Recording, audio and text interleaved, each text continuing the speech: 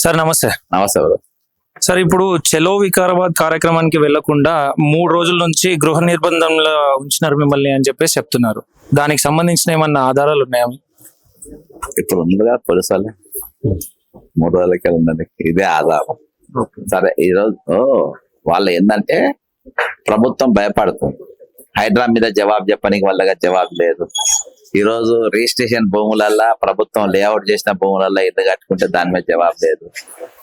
ప్రియాంక గాంధీ గారు youth declaration 2 లక్షల పోస్టులు ఇస్తాం, 4,000 నిరుద్యోగ భృతి ఇస్తామన్నారు, దాని మీద జవాబు లేదు వాళ్ళ దగ్గర.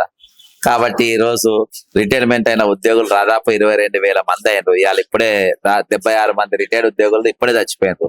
ఈ రోజు దానిపైన మేము అడిగే ప్రశ్నకు ఎందుకు పైసలు డైవర్ట్ జవాబు లేదు. కాబట్టి ఆ జవాబులు లేదు కాబట్టి భయపడి ఈ రోజు మమ్మల్ని గృహ నిర్బంధంలో పెట్టిన మమ్మల్ని కలిసే ప్రయత్నం కూడా చేస్తలేరు. వాస్తవాలు ఏందో వాళ్ళకి తెలుసు కాబట్టి అది కూడా ఇస్తలేరు వాళ్ళు.